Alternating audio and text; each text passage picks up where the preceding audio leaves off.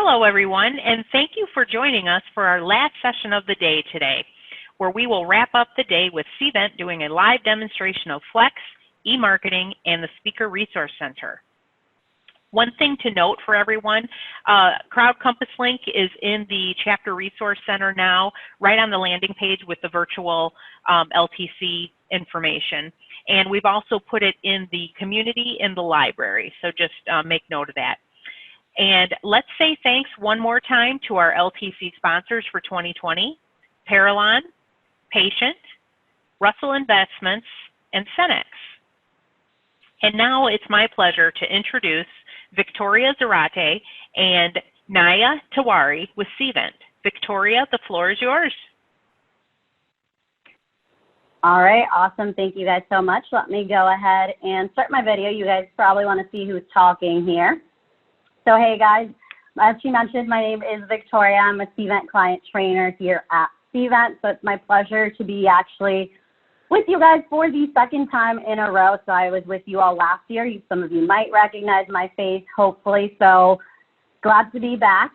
Let me share my presentation with you all so that you can see everything that we're going to be looking at today. But as was mentioned, today we are going to be covering the Flex event type, the Speaker Resource Center, and the e-marketing campaign. Now, before I do that, as I'm sharing my screen here, I know we're not in person, but I do want to feel like I'm a little bit closer to all of you. So I'll ask you guys if you want to go to the chat feature and let me know where you guys are joining us from. I'm located in Washington, D.C. I'm actually about 2 blocks from the White House, so I've been pretty close to all of the interesting current events happening right now. I'd love to see where else everybody is joining us from.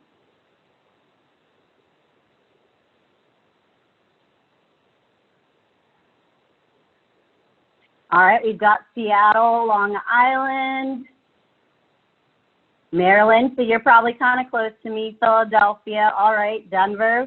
We've got all the places. I always love doing these kind of trainings where we have everyone from everywhere. So I'm glad you guys are here. Glad you guys are choosing to learn a little bit of Cvent on your Friday afternoon. So what I've done here is I want to outline some of our learning objectives for today.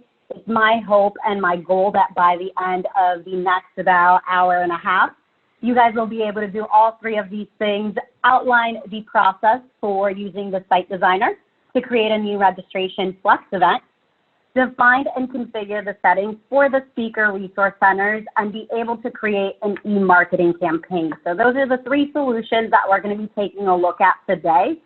What I'm going to do is first, I'm going to just tell you what that solution is.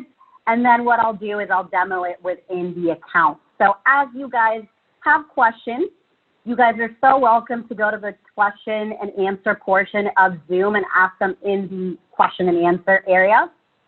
We do have a moderator who's going to be taking notes on the questions and perhaps answering some of those as they come in.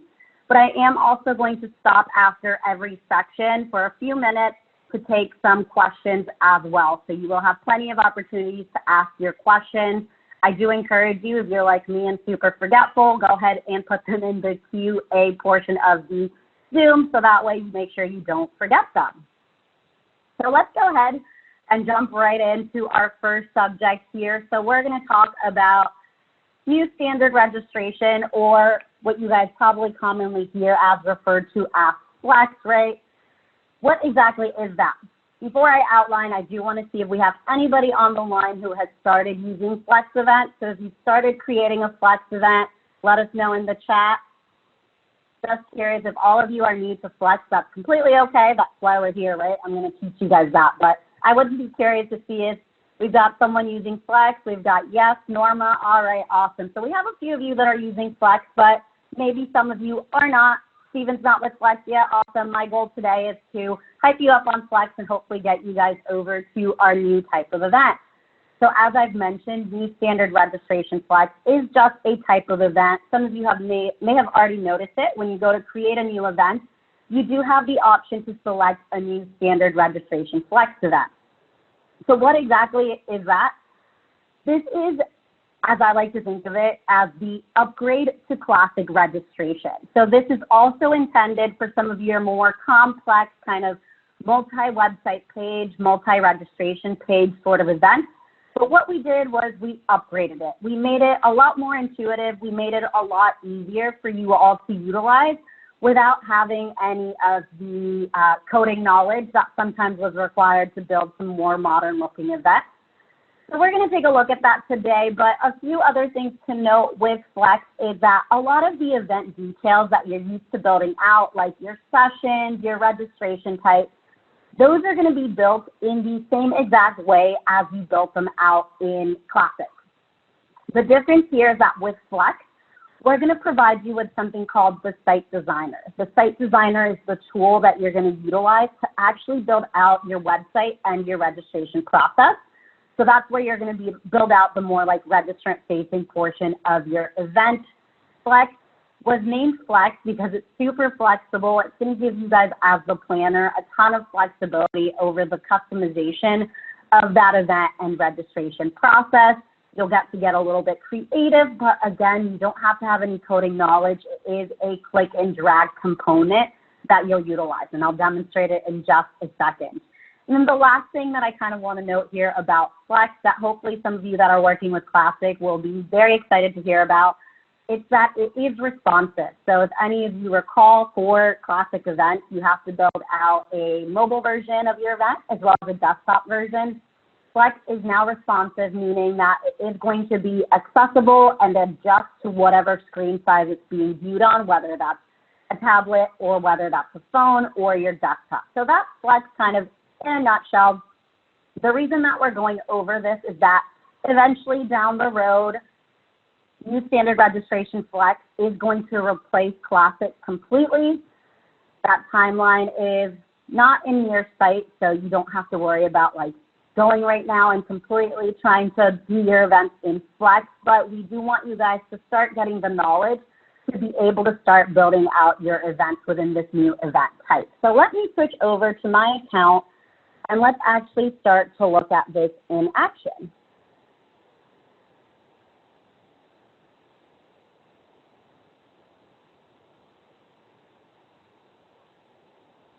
All right, guys, so I'm logged in here. I'm going to demo Flex for you all within my account. So what I'm going to do first is, as I'm sure you're all very familiar with, is click on the Create Event button. Once we do that, this part, using an event or using an event template, a new event or an event template, going to be the same, but I do want to point out that you guys do have a Flex template available for you all to use for your future events. The HFMA team has gone ahead and created an awesome template for you all with the branding and the right logos. So if you don't want to start from scratch and you want to go ahead and use that template, just note you do have access to it. What I'm going to do is show you how to utilize that template and customize it when you're building out your own event. So we'll go ahead and choose the Flex template. I'll locate it here. Here's the HFMA Event Flex template. I'll go ahead and select it. And as you do with any other templates or any events that you copy over, the information from that template is going to carry over to this new standard registration Flex event. So we're just going to update this information to match our current event.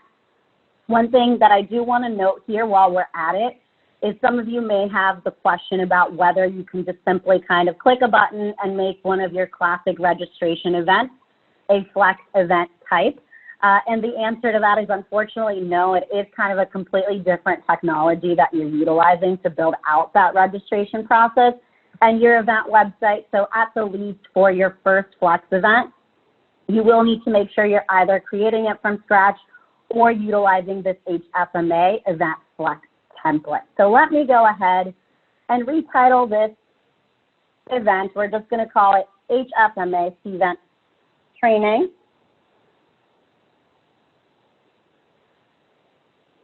I'm only going to go over the required fields. I'm hoping that everybody at this point understands what creating an event looks like and the fields that you do have to add. But remember, you'll add in your registration deadline, your start date, and your end dates of your event. I won't make any updates here.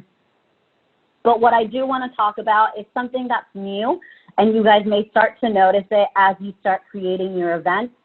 In the Where section, we now have the option for you to dictate whether this is going to be a virtual event or whether any of the components of your event are going to be live streamed.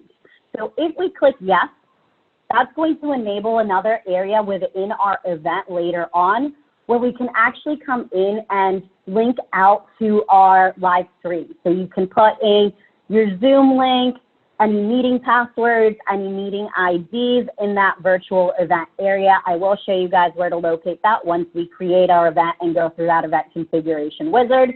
But this is a very new feature. I wanted you guys all to know that we are aware a lot of events these days, kind of like this one, are virtual. So we wanted to give you an opportunity to mark them as virtual and provide you with an area to put in your links so that way you can easily provide them to all of your registrants. So I'll fill in my event location. We're going to say my event is hybrid. I'll just fill in an address here.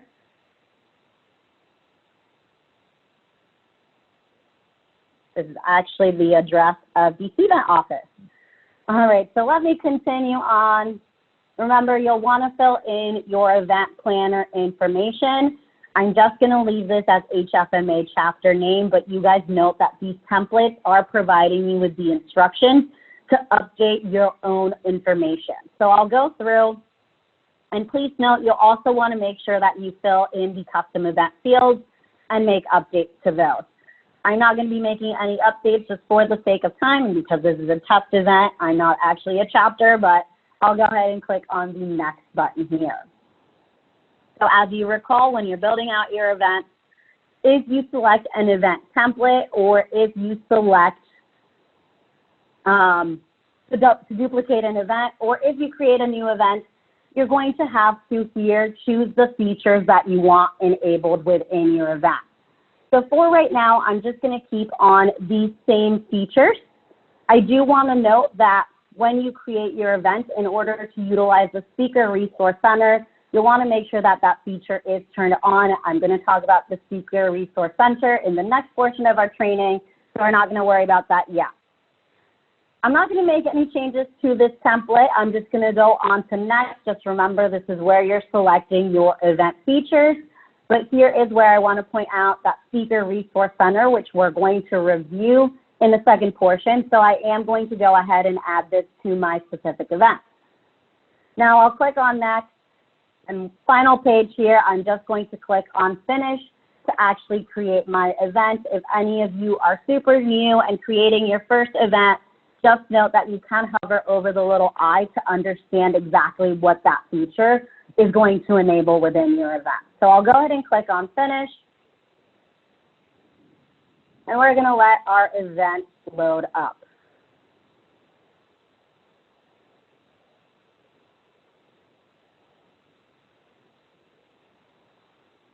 All right, so our event has loaded. I do want to remind you, for any of you that are new, we do have the event checklist that you can utilize to just guide yourself as you take all of the necessary steps to create your event. Now, what I want to remind you here of is the difference between Classic and Flex registration and the commonalities. So what I want to note here is that everything under event details that you're normally set to update is going to be the same. You will add in your sessions in the same way. You'll add in your fees, your speakers, your registration types. Everything under event details is going to be added in the same manner as you would in Classic. So if we go over to the website and registration tab, this is where we start to see some changes. I don't know if you all have these memorized. You probably do not, but when you're in the website registration portion of a Classic event, you have an event website and you have a mobile website. That's all been replaced just by event website. And then under the registration column, you also have a registration settings area and a registration pages area. That's all going to be done, again, just within the registration process and event website area. I'll show you how they're combined to all just fit within the site designer. Now, everything under invitee management and everything under reporting is also remaining the same with Flex events. Remember, the only difference is going to be what I'm going to show you, which is how to design your event website and your registration process, as well as how to apply that to then designing your email.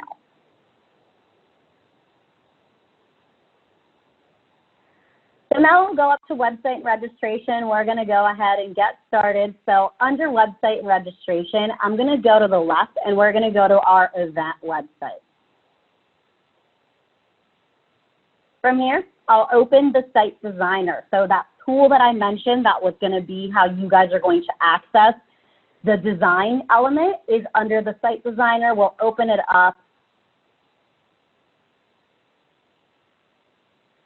And so here we have our site designer. The first area that I want to point you all out to is over on the right-hand side. This is the first area that you'll want to update when you create your event. If you're creating an event from scratch, you will need to update it as well. So because I'm copying over a template, note the HFMA logo has already been added in, as well as the header background image. Now, you might not need to update the logo, but at times, you'll want to consider updating that header background image, right? Maybe you want it to be something that more closely matches the event that it is that you're running. So here, if we look at the header background image, note that we can click on replace. You can find your specific chapter folder, and within those folders, you'll find your image, or clicking on this little cloud, you can upload your image. So that's going to be how you can update that header. If you don't need to update that header background image, note we can just leave it as is. When we do update our logo, when we update our header image, as we keep scrolling, we're going to see our color options. So the first is the default. That's going to start you off with the Cvent theme. But luckily for you all in this template, the custom theme has already been updated to reflect those HFMA colors. You can, however, come in here if you want to update it. You can add in your hex values if you know them, or you can use the color picker to update these main colors for your website registration process theme. So that's how you're going to customize just the look and feel of the website. As I scroll down, we're going to then click on the finished area. Before I do that, I do want to note you also have the option to just update your primary and secondary text in bulk here. I'm going to click on finished here, and that's going to take us out of that quick designer or the quick setup menu and into the site designer. So what I want to do now is just a little bit of navigation to get you guys familiar with the site designer, and then we're going to come in and talk about how you can make updates to your event website and registration process. So I want to start us off over on the left-hand side of my screen. We've got our page drop-down. So what you're going to see here is the option to select and edit any of your additional pages on your event website. So notice here I've got website pages. I have my summary page where I'm looking at just basic details of the event. And then at the top here in this header, you can see I have another page that my invitees could select, and that's the agenda page. So if I wanted to edit the agenda page, I can come to this drop-down, click on agenda, and that's going to direct me to the agenda page to make the update there. If I don't want to utilize an agenda page, note that you can delete pages by clicking on the settings gear and then clicking on this trash can button. If you need to add pages, so let's say that you want to have additional information for your event. Something that I've been recommending to everyone these days, especially if you're hosting a virtual event, is adding an FAQ page to your event website. We're not on site. Your registrants don't have that easy ability to just find someone with a staff t-shirt and ask them questions. So you want to try to answer a lot of those common questions just directly in the website. If I want to add a custom page, I'll click on this plus sign, add page, and then I'm going to name the page title FAQ. I can choose what header and footer I want to apply. Currently, it's just going to apply the header and footer that you see in this area. I'll go ahead and click on create, and I'm just going to drag it back over to the top. I want it to be the second page that they can look at after the summary page. Now, before I go into how we're going to edit the pages and how we're going to add content, I do want to continue our navigation by heading over to the right-hand side of the top of the screen and showing you the undo and redo button. So if you don't like a change you just made, you can easily undo it. If you want to redo that change, we can click on the redo option. Now, the buttons that you see at the top of the page are also important to understand. The first is the Save button. Save is going to be just like if you're saving in like PowerPoint or Microsoft Word. It's going to save all of your most recent changes. Now, the important thing to consider when you save is that when you save, it's only saving within the Site Designer. So if you have an event in test mode, saving is not going to push your changes out to your preview mode. If you have an active event, saving is not going to push out to your live event. Saving is just saving your changes inside of the Site Designer.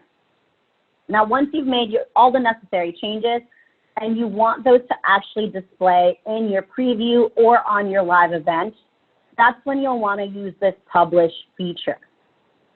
So when you publish, here's a key. I just think of the Publish button as a push button. I delete that B and that L and the I, and I just see push when I look at that button. So Publish is going to push all of those changes outside of the Site Designer and into your preview mode, into your test mode, or if it's a live event, to your live event website and registration process. So that's going to be that difference between Save and Publish. Device Preview is going to allow you to see your website. I'm going to change the page here. You can change the pages that you're viewing. So we can look at our summary page across multiple devices. So here we're going to see our desktop version. Then we can see our tablet version. And to the right, we can see our mobile version. It's super important for you guys to be looking at how your site is adjusting based on the screen size that's viewing it. Remember, Classic could not do this. Classic, you have to build out 2 different versions. Now you're just going to build one version of your website, and you're able to see how that's going to be viewed across the multiple devices here. Now, this is different from that preview that you guys are used to utilizing because it does not have any click functionality. You're just seeing what your pages look like. If you want that click functionality, you can still exit the Site Designer, and you still have your preview option available here as you guys are used to. So let's open up our Site Designer again, continue our navigation here. We're going to head over to the right-hand side of the screen now. Besides the device preview, you've got the ellipsis button. If you go here, you've got 2 other options to take a look at. Remember, I said every time you publish or every time you save, a version of your event is being stored. You can access these different versions by visiting this version history area. So if I click on version history, note that I can see previous versions of my event, when they were published or when they were saved, and who it was done by. I can add notes to these, and I can also reopen them back up. So if 1 week from now you look at your event and you say, you know what, I don't like all the changes I've made. I want to go back to how it looked last week. You can come back, find that version, open it up, and work on that and publish that previous version. Or if you want to just create 2 versions purposely before you decide which one to actually publish, you can create 2 different versions, come back in here, and then decide which one it is that you want to publish. So version history is pretty cool. Something else to note at the top here is this website validation. So Flex is great. It gives you a lot of flexibility. You guys get to get creative, but we also want to ensure that your registrants are able to still successfully go through registration and you haven't created kind of a messy registration process. So when you validate the website, what you're doing is asking the system to run a system check to let you know whether there's anything in the system that looks a little bit off. So let me click on Validate Website, and you'll see here I've got 1 type of warning. This is a soft warning. It's merely a suggestion from the system saying, hey, this looks a little bit off. Are you sure this is how you want to publish your event? I can go to that issue and fix it, or if I don't want to, because it's a soft warning, I can ignore it and continue to work with my event and later publish it. So soft warnings will still let you publish. You might, though, receive another type of warning that's called a hard warning. A hard warning is going to indicate to you that there's something so off in your registration process that your registrants would actually be unable to actually complete their registration if you left it as is. So hard warnings are going to require you to actually go back in and make a modification or fix the issue before you can publish. Let's go into the top right-hand menu here. We've got our theme menu and we've got our build menu. So if you need to go back in and make any changes to the overall look and feel of your website, you can go to the theme area. You can find your colors, you can find your font. At the bottom, you're going to find the text styling. So text styling, think of as like the default for the text in your event. So the different text components of your event will be tied to one of these text styles.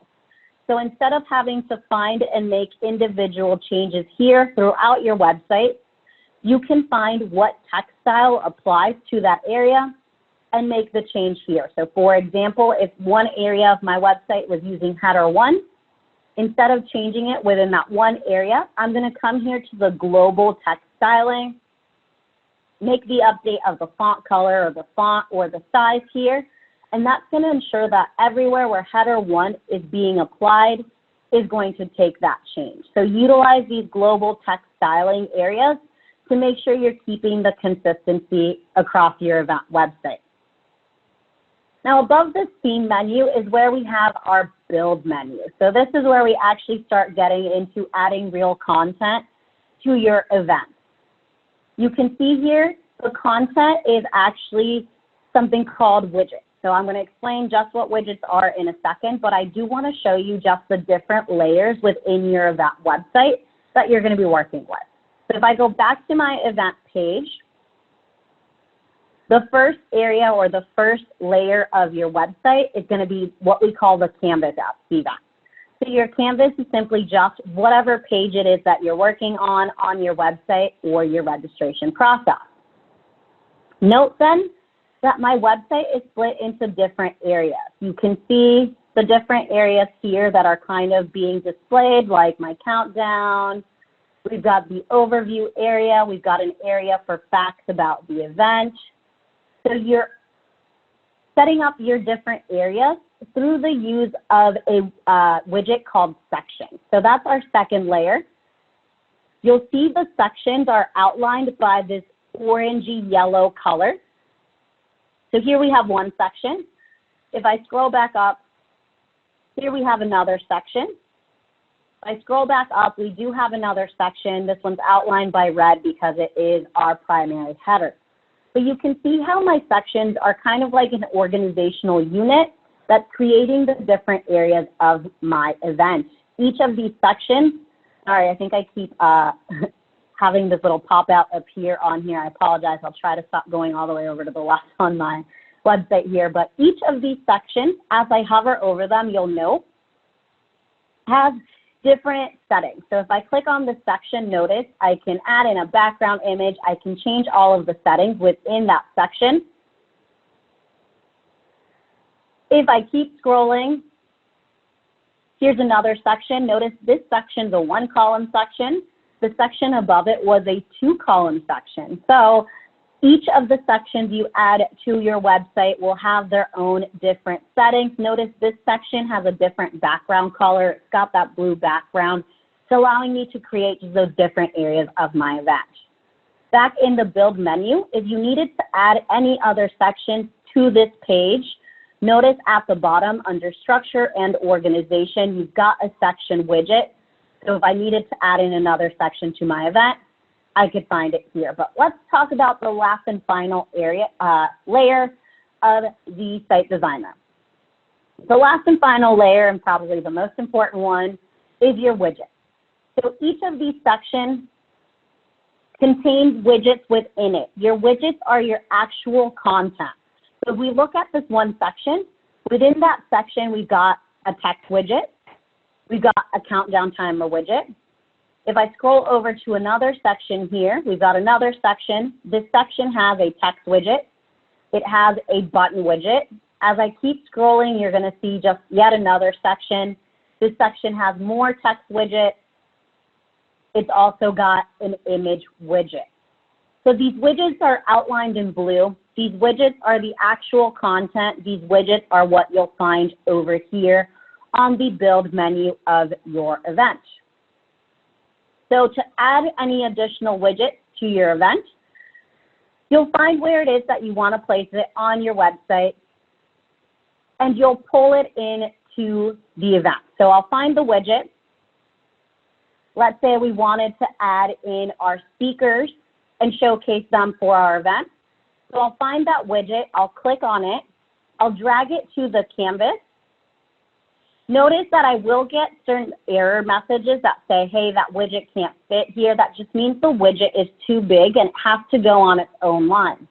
So I'm going to scroll down, and now I can see there's this little blue line behind it indicating to me that this is actually somewhere where I can drop it. So what I mean by drop it is let go of your mouse. So I'll let go of the speakers widget, and so it's automatically going to populate my speakers. Now, I haven't added any speakers into my event yet, but once I add them in, they will auto-populate to this area. So what I want to note here is that some of these widgets that you'll find here are going to auto-populate from your event details area. So you can see event date and time, event description, your speakers are pulling in from the speaker bios that you add in. So all of these, if you need to actually change the content within them, you will need to exit the site designer and go back to that home source or that initial area where you added it in. So for example, our event title, we need to change our event title. We're going to go back to event details and event information where we find all of our event fields and change it there, and that's going to update to all of these widgets.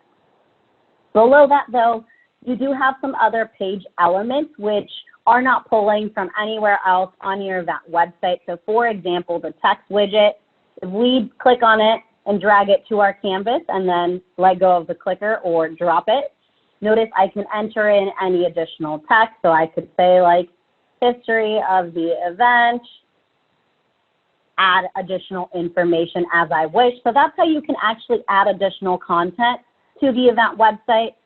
Let's say that you don't really care for this facts and figures about the event. You can also delete widgets by heading up to this ellipsis and clicking on delete.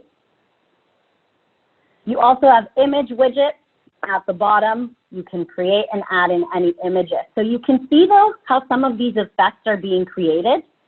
This that you see here is actually just a full image. So the little lines around that image are actually part of the image.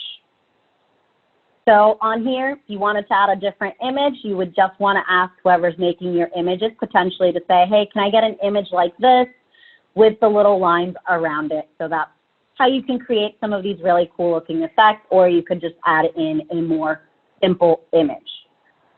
You can see here in the template, they've just added a header for the overview of the event, but you can come in here and edit this placeholder information and add in your own overview of the event.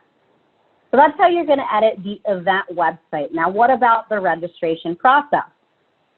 It's going to function in the exact same way. If we head over to our pages dropdown, we're just going to scroll down to the registration pages area. So remember utilizing your registration path. Before you used to go to just registration settings, and then you would find your two different paths and their own settings there. Now you're going to find those here. So in my member registration path, I can click on the settings here, the little gear icon, and this is where I'm going to find a lot of those registration settings. If I want to edit them for the non-member registration, I'll click on the non-member registration path, click on the gear icon, and again, here we can go through and look at all of our registration settings for that particular path. Now remember that each path corresponds to their own set of pages. So if I go back to my member registration, we can see all of the different pages that were created. Now again, this is your template. So this was just decided that this was a common registration process, but I'm going to show you guys how you can actually edit this registration process to accommodate whatever it is that you want to do with your particular event. So unlike in Classic, you guys, you can have a 2-page registration process if you want. You could have a 20-page registration process. It's totally going to be up to you to dictate that registration process. So if we look at on any of our pages, you'll add or edit the registration form by simply just adding widgets. So you can see all of these are just contact field widgets that I added into the event. More contact fields. You can click on these contact fields to choose whether they're going to be optional or required, or back in the build menu. Now that we're in the registration process, we can see we've got our standard contact fields. If we scroll, we've also got our custom contact fields. And if we scroll, you guys remember the registration questions area? You'll also just find that here. So let's say we wanted to just ask a registration question to our registrants, like, how did you hear about this event? We're going to click on that choice question. We'll add in our question text. So how did you hear about the event?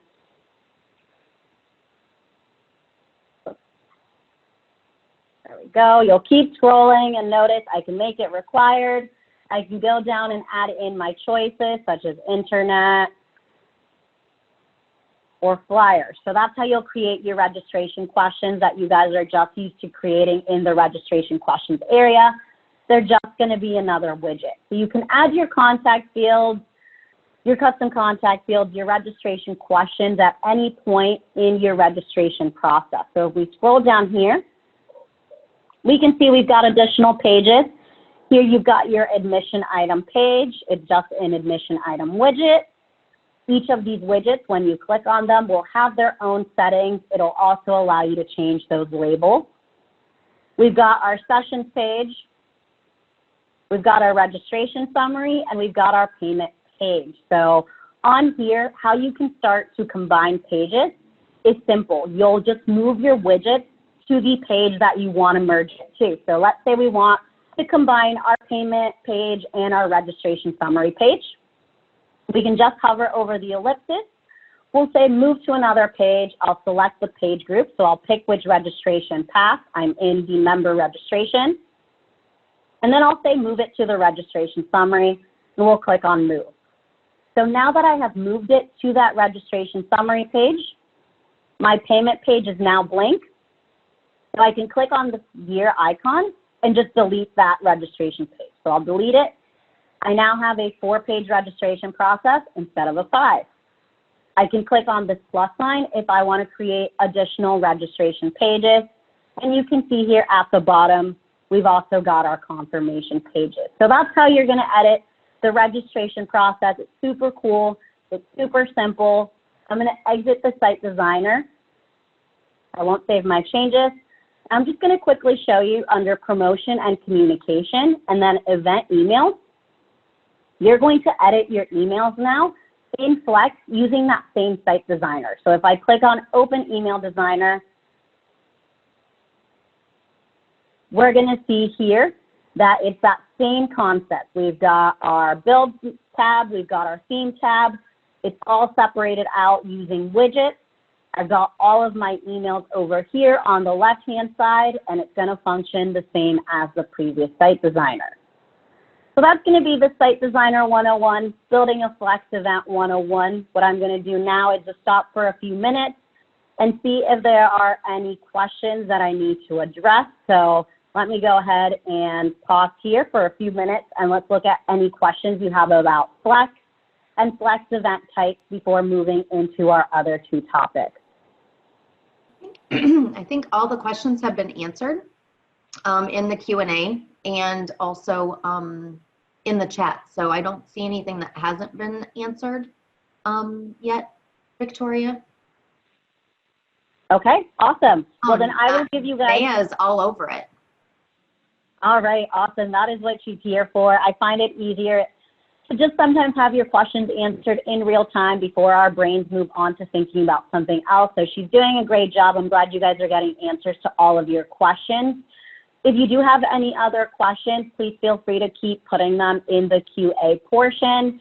I am switching over to my presentation so we can talk about the next feature, but if I see any other questions come in the meantime, we'll go ahead and also answer those. So hopefully you guys like Flex. I love it. It allowed me to build some really cool looking websites despite my lack of any coding knowledge. So hopefully you guys enjoyed that little preview. Yeah.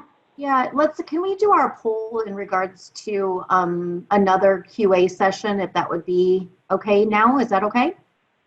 Yeah, totally. Go ahead. All right, Jenna, can you pull the poll in for us? Thank you. So would it be beneficial to have a QA session with Cvent just for questions and answers in the next few weeks is the question. So it looks like 100% of the people so far that have answered would like to have that session, Victoria. So the answer is yes. So we will get that scheduled in the next few weeks. And what it will be is like an office hours where Victoria will be available to answer any questions that you may have. So maybe a couple weeks to play around in Cvent and then you know, get your questions answered. So thank you guys for taking that poll. All right, awesome. Sounds like you guys are going to get to see me again at some point soon, so that's exciting. Let's go ahead and move into our next topic. So what I want to talk to you guys about now is the Speaker Resource Center. This is actually a fairly new feature, but for any of you guys that have managed speakers in the past at any of your events, you understand that the speaker area was fairly limited. All you could really do was add in the speaker bios, showcase them within your event website, and then associate them to sessions so that someone could see those as they're going through the registration process. Well, we've listened to all of the feedback. We have the Speaker Resource Center available to you. So the Speaker Resource Center is going to be an area within your event where you're going to be able to just manage all of your speakers and really streamline that communication with them. So with the Speaker Resource Center, you're able to assign your speakers tasks. So let's say you want them to review their session information. You'll be able to assign those speakers that task. And then what they're going to do is they're actually going to be able to log into a separate website called the speaker website that you have for each of your events. And they'll be able to manage all of their tasks there. If you allow them to do so, they can even go in and edit their own session information, their own speaker bio. So gone are the days of you guys having to chase your speakers down and email back and forth with them. You'll be able to just assign them tasks in the Resource Center and enable them to update all of that information instead of you having to do it on your own. So this is the Speaker Resource Center. We're going to go ahead and review that for you guys. There are a few different steps we'll take when we're enabling the Speaker Resource Center, but let's go ahead and get back into Cvent so I can demo that for you.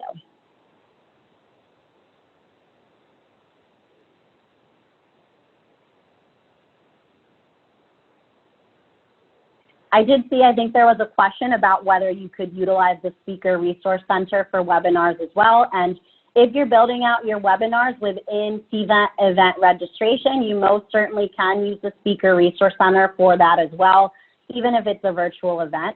That does remind me, though, about virtual events. I'm going to backtrack for a second here so I don't forget. Under event details, if you did mark this as a virtual event, notice there is this virtual event area now within that specific event, where you can go to plug in all of your virtual information. So you can choose your platform. So let's say it's being hosted on Zoom. Notice here I can add in the event URLs, any event passwords, any recording details. Once you add in this information to your event, you're going to be able to pull it into any of your emails or your event website through widgets or data tags. So this is something that's super cool. It's new. It's under the event details and virtual event area.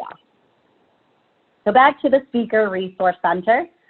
Our first step is going to be to add in our speakers. So for that, you guys probably hopefully remember how to add your speakers to your event. So this is going to be the same, but I'm just going to do it so I can demonstrate it.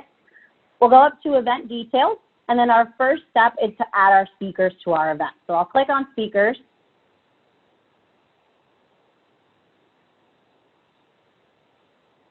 And then from here, you can either add them from the library or you can create your speaker. So I'm just going to create a speaker individually here. I'm going to add myself. So we'll just say speaker is Victoria.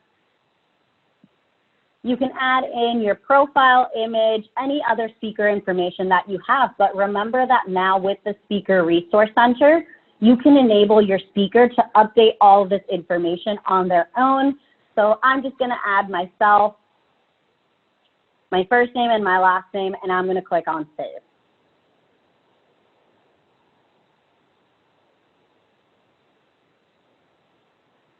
Once you add in your speaker, your next step is going to be to designate certain tasks to speakers. So for that, I'm going to go up to website and registration, and now you guys can see you've got this entire speaker resources column over on the right-hand side of the screen. If any of you are not seeing it or it's grayed out, I do want to remind you that you want to ensure you first enable it within event configuration. So if you did not enable it in event configuration, remember you'll just go back to event details, event configuration, and make sure that you enable the Speaker Resource Center under the website and registration area. So once you enable it, we scroll back up to website and registration. Now we see this entire speaker resources column. So our first step is going to be, or our second step, I apologize. First step was adding in your speakers, but second step is going to be to add in the tasks for those speakers. If I click on task list here, there are actually 3 predefined tasks that Cvent has in every event. The first is upload your presentation materials. The second is review your profile. And the third is going to be to encourage them to actually register for the event, right? Because when you're adding in a speaker, you're not actually registering them for the event. You're just adding in their speaker bio. So those are 3 predefined tasks.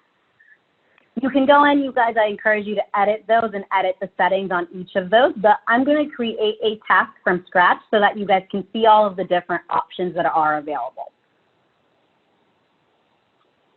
So we'll click on Create Task.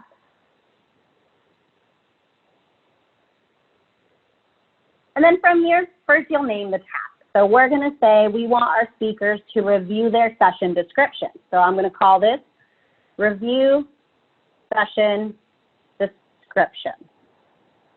I can then add in a description of the task. So if you think your registrants, your speakers, if you think your speakers need a little bit more guidance as to what that task actually entails, feel free to add in a task description. You can then set a due date. So if you want them to have a deadline for when they have to actually complete this task, you'll set a deadline. And then you can also set whether this task is going to be required. So there may be some optional tasks for your speakers, but make sure that you update whether you want those to be required or not. So I'll go ahead and say, this is required. I need them to review those session descriptions. You'll choose whether it's active or not. So we want this task to be active. And then we're going to assign our task. So when you assign a task, you can assign it to just all your current and your future speakers. So if you have not added in certain speakers to your event yet, don't worry. If you leave it at all current and future speakers, it is going to automatically assign it to those future speakers. Or you can assign it to specific speakers. So maybe there's like your keynote speaker who has a few different tasks associated to them. So you want this task to only be specific to that specific speaker. Notice that I can do it either by individual speaker or by the speaker session. So you can do either one of those things. Let's say that you wanted this task to just be specific to me. You can come in and choose me as the speaker to see that task. I'm going to make this task for all of my current and future speakers. And now I have some file settings. Do I want to allow my speakers to upload files? Yes or no? So remember that in this speaker area, you're going to be able to enable your speakers to add their presentations, provide certain files for you. So here it's saying, do you want them to be able to upload files as part of their answers? Yes or no? And then what file formats are you going to accept? So make sure to look through these carefully so that you can say, you know what, they're only going to be uploading their presentation, and I need it to all be in the PowerPoint format. So you can come in here and choose what format you plan to accept. And then you want to dictate where these files are going to be displayed, whether it's just the speaker record or the speaker record and then that session record. So for this, if there are any file attachments, anything else that you need to provide that speaker in regards to their information, you can do so here. You can also add any links associated with the task. So if you want to say like, hey, make sure you review what your profile looks like on the event website, maybe you can add the link to the event website if that's something that's necessary. So I'm going to leave this as is, and then I'm going to click on Save. So now I've added in my one task. Later on, I can come in and check the speaker progress. You can see the status of that is incomplete. So I can go in and maybe just remind my speakers. If you come in here to the speaker progress area, you can go to Actions and notice there is an option to send a task reminder. So we can remind our speakers again, hey, if you haven't completed that task, make sure you do so and you log in and add in that information. So that's going to be updating our tasks and associating that to a specific speaker. Our next step is going to be to adjust our website settings for the speaker website. Remember that we're talking about a specific speaker website where they're going to manage all of these things. So we're going to go up to Website and Registration. And under Speaker Resources, we're going to skip down to the Site Settings area. So under Site Settings, let's go ahead and click on Edit. First and foremost, do we want this speaker website to actually be active, yes or no? But then we can have a close date for this website. So if you don't want the speaker website to be accessible after a certain date, so let's say like you don't want them to continue to make edits or view any information a week before the event, you can set a close date on the event website. And then you can have or choose what they're allowed to edit. So notice here, I can dictate whether I want them to be able to edit their session. I can set a session editing deadline.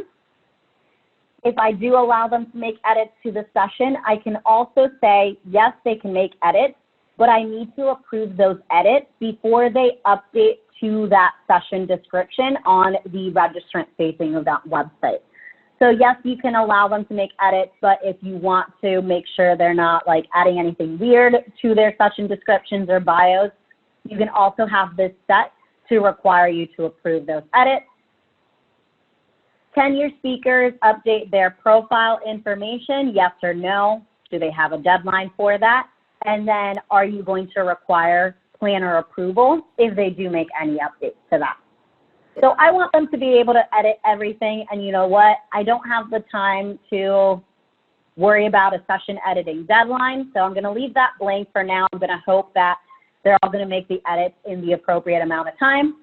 And I'm going to leave at requiring approval for yes. I do want to make sure, again, they haven't added anything weird to their session or their bio, so I'm going to require event planner approval, and I'll click on Save. There is a question, Victoria, around are there alerts to notify the program committee members when a speaker completes a task?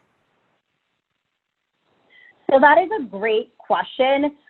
We'll have to check if they've added these to planner alerts. I'll make sure to check in just a moment here, but I actually don't believe there are alerts currently set right now for when the planner does complete a task. Right now, I believe it does ask you to just come in to that task list area and just see whether they are complete or incomplete. Hold off on that question though. I am going to double check whether the planner alerts area have added the speaker resource alerts yet. If they have not, don't worry. I'm sure that's coming. This is a fairly new feature, so I'm sure that those type of alerts will be available in the future. But after I go through speaker resources, I'll show you guys, or I'll double check and see if those are available at the moment in time. All right, thank you. No problem, and thank you for that. It is sometimes I don't notice all of the questions or they need to be addressed out loud by me. So thank you. Please feel free to let me know if there are any other questions as I continue.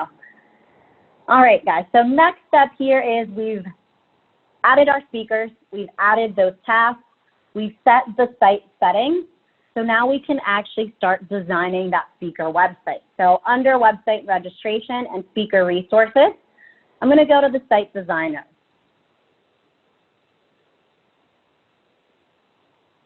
Hopefully this looks familiar to all of you. If you guys were with us in the last like 45 minutes of the presentation, the speaker website is also going to be edited using the site designer. So luckily we don't have to like relearn anything. You do want to make sure that the theme area you take a look at and you edit these colors to match your event website. I mean, obviously that's not a requirement, but if you want those to match your event website for your registrants, make sure you update your colors and your branding here in the theme area. In the build area, again, we're going to find all of our widgets or content that we can add to the speaker website. So from here, if you wanted to add in just like more instructions about what they're doing here and what they need to do, we could click on the text widget. We'll add it here below this header. And I could just say like, here are the instructions, whatever it is, add in more additional instructions. I don't want to focus too much on this area and adding content because again, that's going to function the same as the site designer, which I already showed you all. But I do want to head over and just talk about the different pages. So the first page that we're seeing here is the home page. So how your speakers will access this is either you're going to send them just a web link to this, or you're going to send them an email invitation. Once you do those things, they'll click on those. They'll come to an area where they're going to log in to the Speaker Resource Center. In order to log in, they do not need to have an event password or anything like that. In order to log in, they are just going to receive a verification code. So once you add in those speakers, they'll then receive a verification code to their email address. So when you update that speaker bio, just make sure you're adding in those email addresses as well so that they can receive that verification code. But once they do log in, they'll come in, they'll see the home page. You can see here, this is typically used to just show them basic event information and provide them with the link to register. Remember that when you add in your speaker bios, that does not necessarily mean they are registered for the event. So you want to make sure if you are having them register for the event, that you've got this register now button on the home page. But again, just use this page to add any event information and any additional instructions. The other pages that we're seeing here are the My Tasks page. So under My Tasks, you're going to see they're going to pull in the tasks that you are requiring from them. This is just a task list widget. It's not pulling in my specific task because it's just showing me an example, but obviously you guys would be able to see the specific tasks that you add into your event. So you can see here, they've got the, they can see things like the due date, the description, if there are any links associated with that task. And then for example, here you can see whether they need to upload any files. So this is a great area. Again, this is where they're going to come in and upload all of those files or complete any tasks. They'll check off the tasks as they complete them. So on here, you can add in instructions. You can change some of these labels if you prefer to use your own language.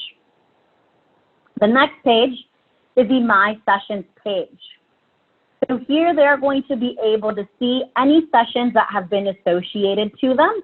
So remember, when you upload your speaker bio, you can designate what session is associated to that speaker. So when they come in here to this My Sessions area, they'll be able to see all of the sessions associated to them.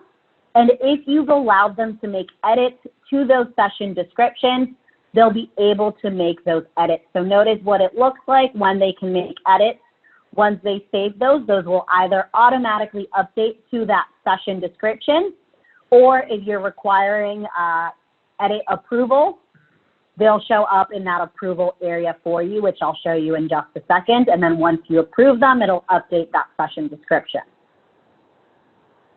The next page is the My Profile page. So this is where they can go to view their speaker bio and make any updates to that bio. So remember that I had only added in my name and my email address, so I could come in here, log in, and make any additional updates to my speaker bio. And then here you see another important area. You can allow, by having this widget on here, your speakers to add administrators who are people that can log in to this area on their behalf and make updates. So if you have like a super important speaker, I don't know, like a CEO or a super important celebrity who you don't really want to have to be bothered with this information, they can add administrators to this area that will then have full permission to come in and make the edits for them. And then the last page here is the speaker questionnaire. So this speaker questionnaire page is actually the only page in which you can ask questions in the speaker website. So if there are any speaker questions that you need to ask, like, do you require any, I don't know, special equipment for your presentation? Do you require the room to be a certain temperature? I don't know what kind of things that sometimes you might ask your speakers, but you can come into the speaker questionnaire and add in these questions. You can ask choice questions, date and times, like maybe we want to ask them what time they plan to arrive at the event. So we could say date and time question,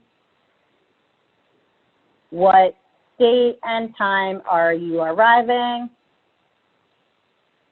We can make it required. You can see we've got this nice little speaker questionnaire area where we can ask additional details to our speakers. So you'll want to make sure that you update all of those pages, but also note that you can actually add additional custom pages to this area. So if you want to maybe provide your speaker with like hotel information, travel information, just any additional information for your speakers, you can add additional custom pages to your website. And then at the bottom, you can edit this header. So if you want to add in your own logo, or if you want to add in a cool background image, we can click on this section and make edits to that header. So let's go ahead and say we've made all of our changes. So I'm going to go ahead and publish this. Now I'll exit the Site Designer. And we're going to look at a few different areas. The first is I want you guys to know where you can access all of the emails that are associated with this event, with the speaker website, I'm sorry.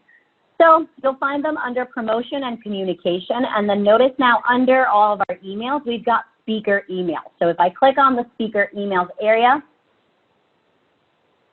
you'll note there's 3 templated emails that I can utilize, but I can also create custom emails if there's any other communication that I need to provide to my speakers. The most important one that you'll utilize is the Resource Center invitation.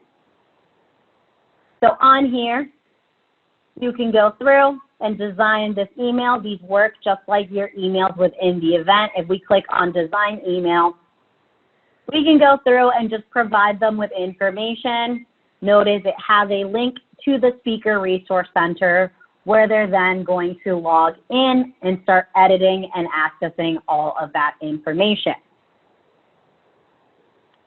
The last area in the Speaker Resource Center I want to make sure you guys know about is under Website Registration. There's the Speaker Uploads area and the Speaker Edit Approval. So the Speaker Uploads area is where you can come in and to find any files that your speakers have uploaded through any of those tasks. So this is where you're going to find those files. You can sort by task on here. So for Upload Presentation Materials task, I can come in and access those presentation materials. Under Actions, note that you can download those files after. Next, we've got the speaker edit approval. So remember, you could turn on the feature to make sure that you have to approve all of the edits that they make, either to their speaker bio or to their session. So you can see here, you can look at your pending, your approved, or your denied edits. On here, under actions, this is where you'll select, or well, you'll see a list of the edits, and you can select those edits, and under actions, either approve or deny those. Once your speakers actually start uploading all of this information, in addition to accessing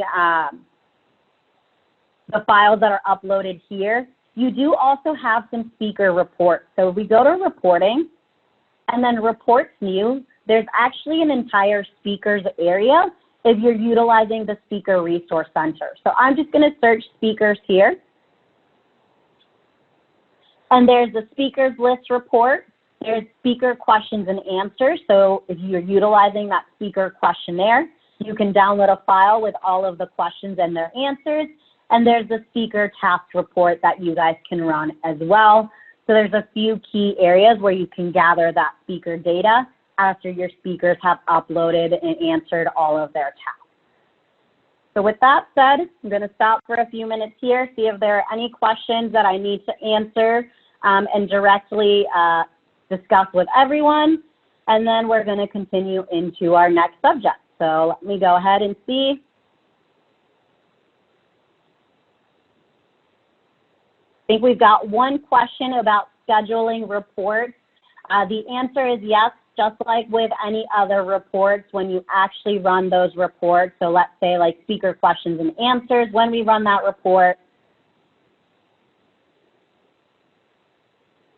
there's no data to display here, obviously, because I don't have any speakers, but if we go to actions, when you save a report,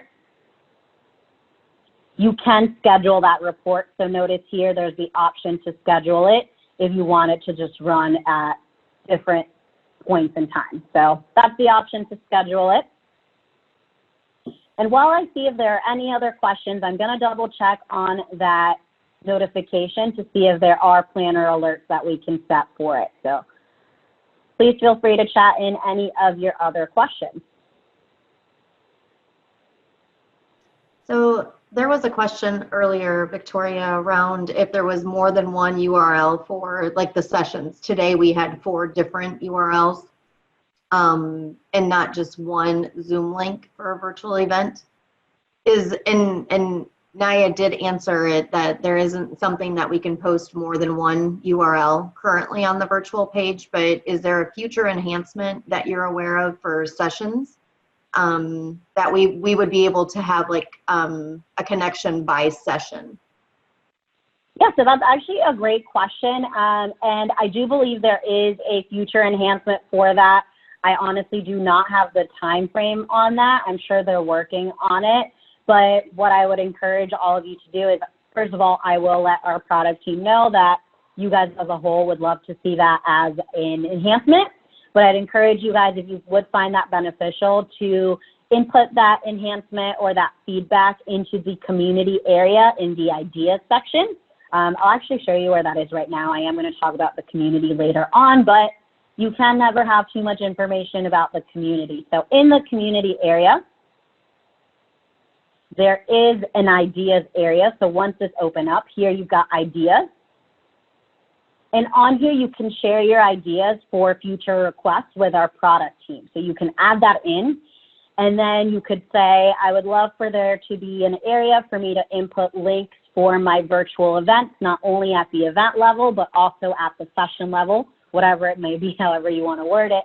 But once you add that in, other planners can see these, and they work kind of like social media in that people can like them. So hit here, there's maybe like 100 people on the line right now. If one of you adds it in and you all go in and like that, that's probably going to catch the attention of our product team. So that's where they're looking to look for any product enhancement. But I do believe that that session functionality for being able to input your session links is being worked on. We kind of, obviously, due to current events with Corona, had to make sure that you guys had the ability to add in these virtual components of your event. So I'm sure our product teams are working pretty hard on enhancing all of that. And with that said, speaking of enhancements, I did confirm it does not look like we have any notifications right now around that Speaker Resource Center. So that's another good product enhancement that I'm going to note down to pass on to our product team, but would also encourage you all to take to the ideas area. A lot of our enhancements come directly from feedback that you guys input. Flex, like that entire Flex event comes directly from feedback. So definitely highly encourage you guys to use that. Are there any other questions before I do move into e-marketing for the last portion of our training today? No, that would be it. All right, awesome, you guys. Good question. So the last piece or solution that we're going to talk about here is going to be e-marketing. Some of you may already be familiar with it. It's actually probably one of our not older features, but one of our first features that have always been available in Cvent. But what exactly is e-marketing? Now, the e-marketing module is available for you all, and it's designed in order to just elicit kind of a higher level of engagement for you all with all of your members or with all of your registrants outside of specific events. So obviously you guys are familiar with sending out emails and invitations and promoting for a specific event, but e-marketing is going to allow you to send emails to all of your Cvent contacts, but that are unrelated to specific events. So you'll create distribution lists that contain your contacts, and then you'll associate those to targeted campaigns. So let's say you just have like a weekly newsletter that you want to send out to all of your members. You can set up that campaign with the distribution list and send out that weekly newsletter, unrelated, again, to any specific event, just allowing you that higher level of communication with all of your constituents. E-marketing, if you utilize it, will also provide you the ability to just track all of that data behind an email, like the open rates, any bounces, and things like that.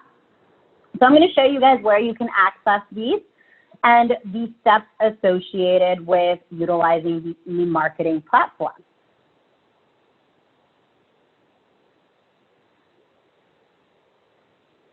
All right, so for this one, remember it's unrelated to any one specific event, so we're actually going to access it at the top of our page.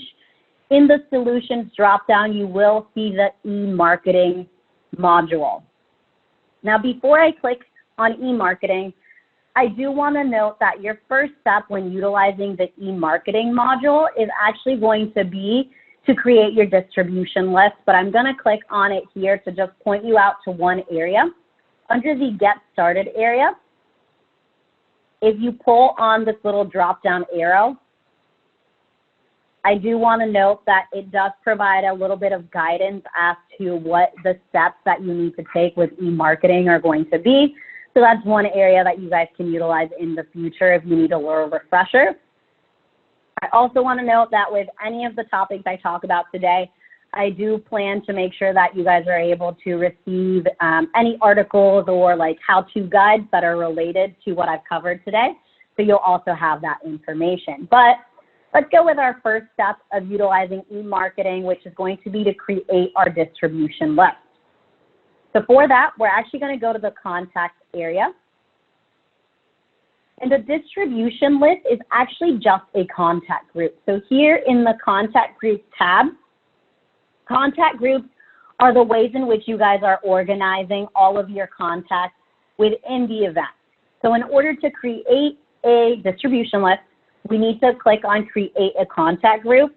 Once we do create a contact group, we're able to make sure that it is set as a distribution list. So first step here is create a contact group. I'll go ahead and name it. So let's say that I want to create a distribution list that I'm going to market out to with any Cvent training that I plan to host. So I'm just going to call this Cvent training. And then I want to make sure I switch the type from standard to a distribution list. Remember, I'm creating a distribution list, And that is going to be my set of contacts that I want to market to within the e-marketing module. When I create that distribution list, I'll then choose the security for the distribution list. So the first option is going to be public. That means that any contact can subscribe or unsubscribe from this specific distribution list at any point. The second option is semi-private. So this one is going to mean that contacts can request to be added to the distribution list from a little sign-up area. So contacts can request to be added on there. But then private is going to mean that only you as the planner will be able to add or remove people from the distribution list. So those are your 3 security settings. I'm just going to go ahead and say this is a private distribution list. I only plan to market to a specific set of contacts that I want to dictate. I can then add in the short description and the long description of this distribution list, as well as any internal notes. If you see any of these fields and you have questions about what they actually mean, a lot of them will have the little question mark to just remind you, like this one does remind you of what each of these security settings entail. I'll then scroll down and I'll choose the visibility on the of the distribution list. So more than likely, you'd only want this to be visible to your own specific chapters. I'm just going to go ahead and save it since this is a test event. I'm going to go back in after this training and just delete any information that I added in. So I'll go ahead and save it. And now I've got my distribution list. Now to manage the members of that distribution list, I can search my address book. So we'll go to search address book. And I can find specific contacts. Like I can go through and look at my different contact groups if I want to look for the contact group that's specific to my chapter. Or I can go through and search for specific individuals that I want to associate with that distribution list. I don't want anybody in your account getting fake email, so I'm not actually going to associate anyone to that distribution list. But this is where you would do so. If you choose these, let's say we choose them, we can go to actions, and then you can say update contact group. And then you can say add to existing group.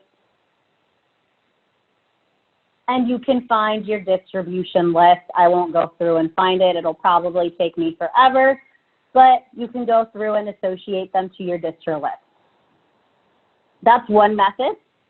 Another method would be to just import them into your distribution list.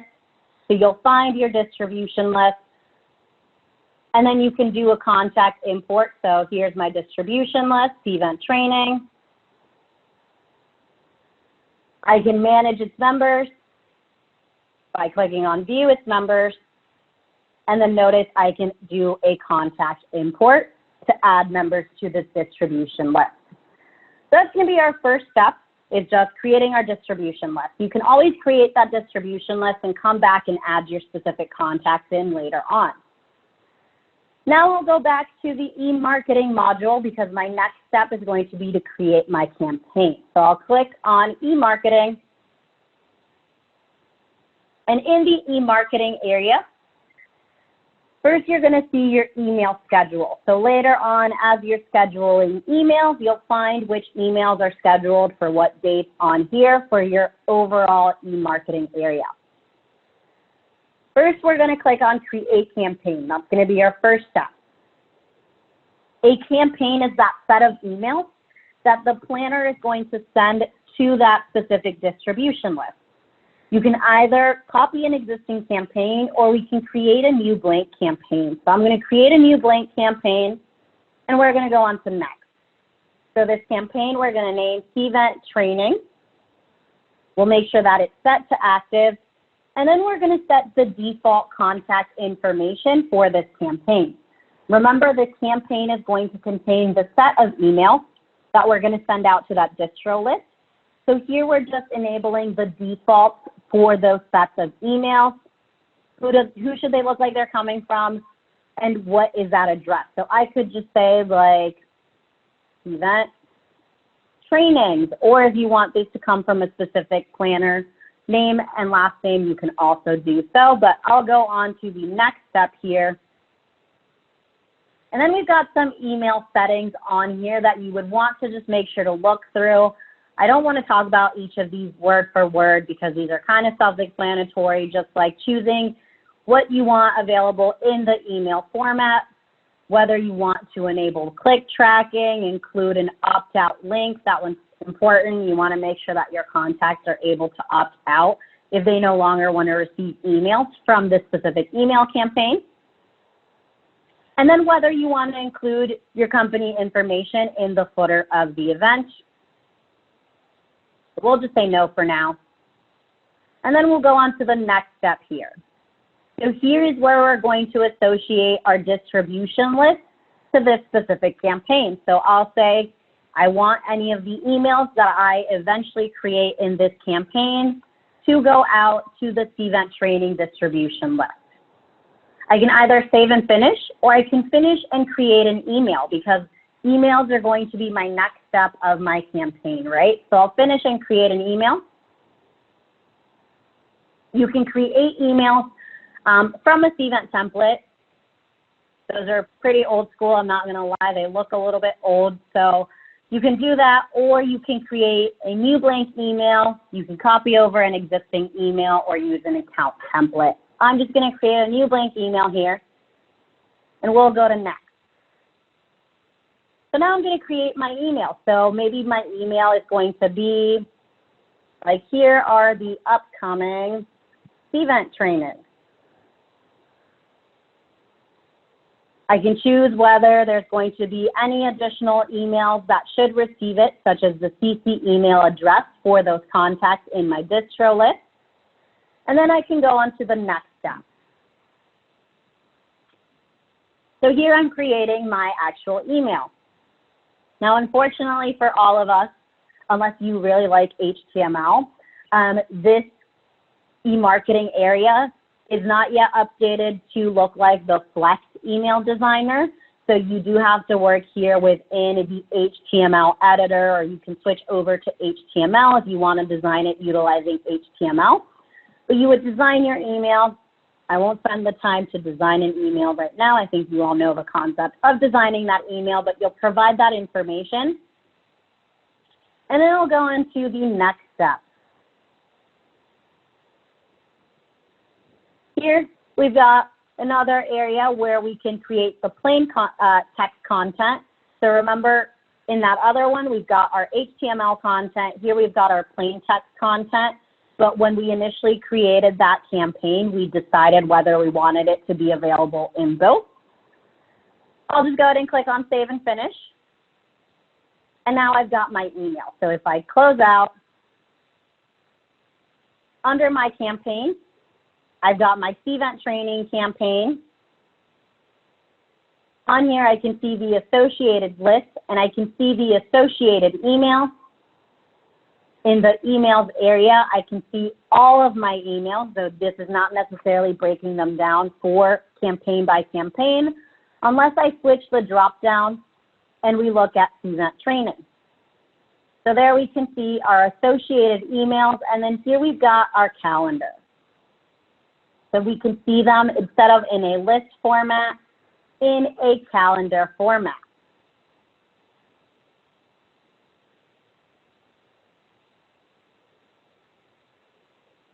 So now what I want to do is show you in the details area of this email that I created. If I click on edit, at the bottom, we'll be able to view, I didn't mean to click on edit, just the history of this email campaign and when these emails were sent. When you're ready to send out this email, you can go to send email. Notice at the top, we've got the option to send the email. If you want to just see what the email looks like, you can send it to yourself or to someone else. And you can also schedule a send. So if you don't want to have to come in here and manually send out this email every time, we can schedule it. So we click on schedule send. Again, we'll associate who that's going to go out to. will search for specific events or specific distribution lists. And this also at the top is going to ensure that when I do this search, it's only going to search and pull into that scheduled email the contacts that haven't been emailed in the last 6 months. So it just depends on what this specific email is going to contain, whether you only want people to receive it if they haven't received something in the last 6 months or not. This is when you're promoting something like continuously and you don't want someone to be receiving everything. So that's going to be for searching for your recipients. Now, there are website pages that you can enable in order for people to sign up to join the campaign or to receive emails from that distribution list. This is going to apply if you've got that public setting in your campaign. So if you want people to just be able to go to a site and sign up for the distribution list or not, there are website pages that you're able to come in here and edit. You can find their web links here. So if we were to take a look at this web link, you can see sign up for the distribution list below. Again, this has not been updated to Flex yet, so it is still a little bit old school, but you can see what you could create, again, if you want people to have the ability to just manually register for certain campaigns and distribution lists. Back at the top, we've got alerts that you can set here. So if we create an email alert, we can set alerts about what distributions are going to trigger and what distribution lists are going to trigger an alert to you. This is specifically focused mainly around whether you are utilizing those website pages and you want to be notified if someone submitted a subscription request or anything like that, or if they chose to opt out of anything. You can set up these email alerts. And the last area is the reporting tool. So you've got your classic reporting, or you've got your new reporting here. So we can view click tracking details, email details, all of the details of these events we can run in, not of the events, I'm sorry, of the distribution list and the campaign. We can run in here if we wanted to just see who all is actually opening these and whether anybody is getting their emails bounced. So you can definitely review all of the opt-in and bounce information within the reporting area. So that's kind of the e-marketing module just at a quick glance. I know we don't have a ton of time to continue with that, so I want to make sure that we can have time for a few questions before you guys get released in order to enjoy your weekend. So I'm going to stop here. I know that I kind of breezed through the e-marketing area, so I'm going to make sure that you guys do receive some more information on it so that you can set up any campaigns if you wish to. So let me stop right here for any questions.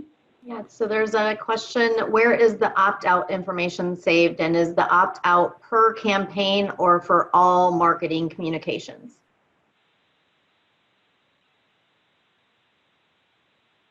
Oh, I can't hear you. Sorry about that. So the opt-out is going to be for all Cvent communications. That opt-out link is just for any communications, all campaigns. But there's also an unsubscribe link that you could add into your emails, which would just unsubscribe them from the specific campaign. Sorry, I'm blanking on my words at this point. Okay. And then all of the opt-out information, when you run an event report here, you can either add in an opt-out field that'll tell you whether someone has opted out, or also within your contact area, there is also a report that you can run. Let me see if I can find it for you. Okay, we're gonna. It was almost ready to take over your screen, Victoria, and then you went into this report. So I'm like, oh, I better stop. No worries. I'm looking for it. So I don't know if you want to do like closing statements as I look for this report. Okay. Yeah.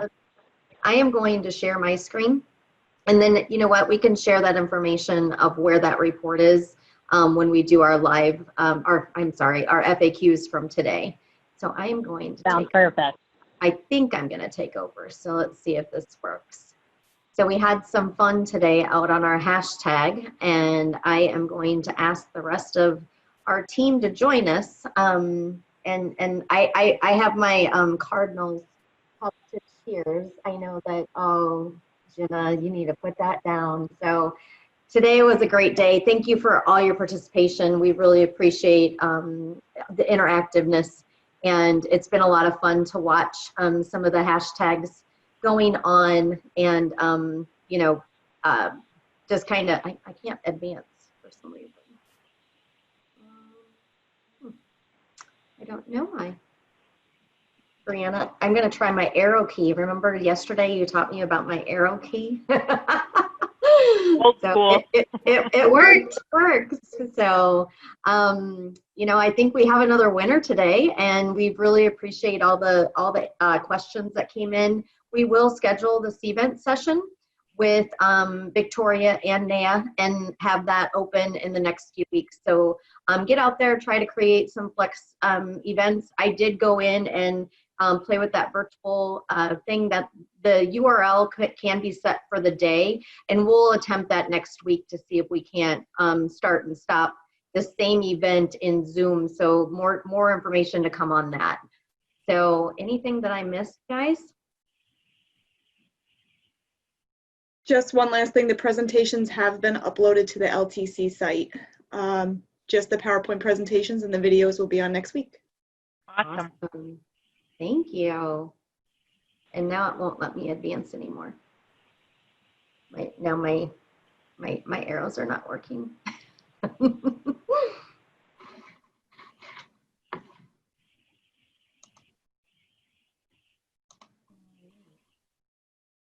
Nope.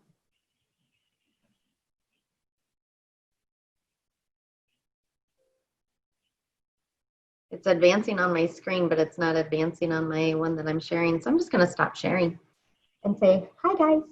All right. Thank you, everyone, for attending. And we will see you next week at the same times with different presentations. And we do have a virtual panel next week with some chapter leaders and a moderator that will be talking about virtual events and how we're pivoting from live events to virtual, and some of the lessons learned that they've experienced, as well as some sponsorship ideas that have come out of some of the chapters that will be joining us. So we appreciate everybody's time today, and thank you, ladies, for another successful game. And we'll hit another home run next week in game 3. So we'll see you then. Take care, everybody. Have a great weekend. Bye. Bye-bye. Bye-bye.